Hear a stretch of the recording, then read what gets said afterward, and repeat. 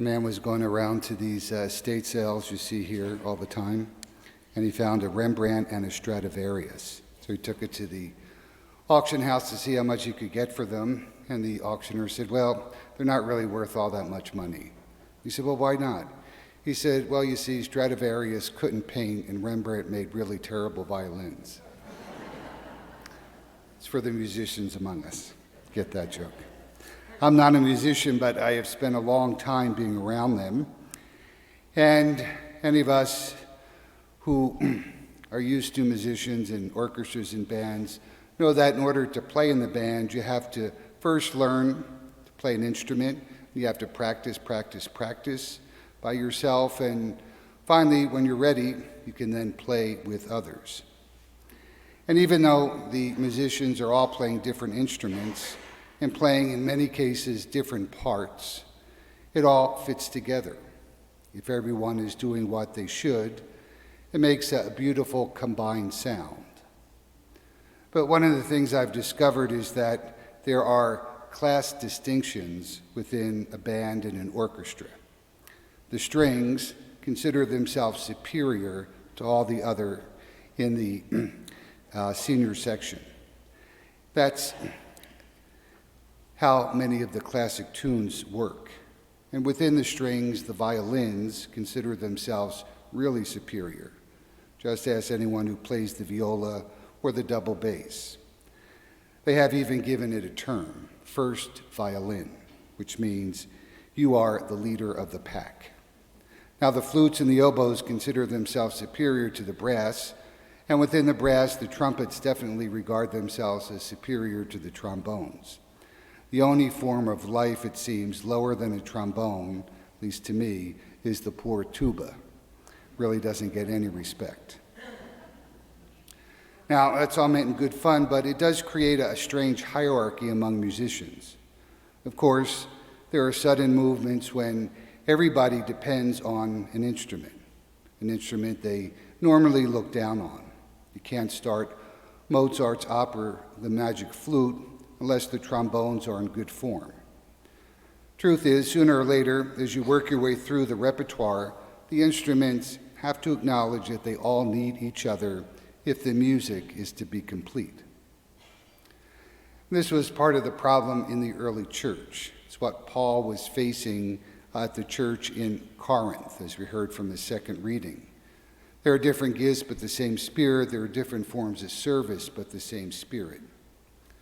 The Christian orchestra, so to speak, had some who considered themselves superior to others. And there was a danger as a result of that the whole symphony might be played out of balance and even out of tune. So in order to help the Corinthians deal with the challenge, Paul gives them some first principles. We could put it like this. Yes, there are different instruments, but all require the same musicianship. There are different styles of playing, but they are all following the same conductor. They're all following and there are different tunes and volumes in playing, but it's the same composer who wrote the piece and whose music must come through in the performance. What St. Paul is telling the Corinthians is that the unity that is expressed by the whole variety of Christian gifts is a reflection of the very unity of God that Paul describes as Spirit, Lord, and God. Or as later theologians would describe it, a unity of persons in a Trinity, one God, three persons. So Paul confronts the Corinthian attitude that some who had these spiritual gifts were more spiritual than others. And a problem we see that recurs throughout the history of the church. The problem Paul faces is a problem we also face in our day.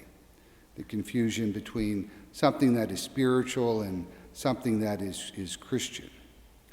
In a world that's been starved of spirituality, it's easy to suppose that anything which seems to be in touch with something spiritual or supernatural must be from God. In a world where people were sometimes labeled spiritual to set them apart from ordinary mortals, as was the case in Corinth, experience of the sort of gifts that the Spirit gives to different Christians could lead people to suppose that those who received them were thereby promoted to a class above other Christians. And Paul's answer to them is also the same answer for us. Paul reminds the Christians that before they were Christian, they had had spiritual experiences, worshiping idols, and sometimes getting carried into ecstasies. Nothing particular about spiritual experiences for them. The point then, in being in touch with the things of the Spirit, is not in order to have exciting experiences, but so that you will be loyal to Jesus, the risen Lord.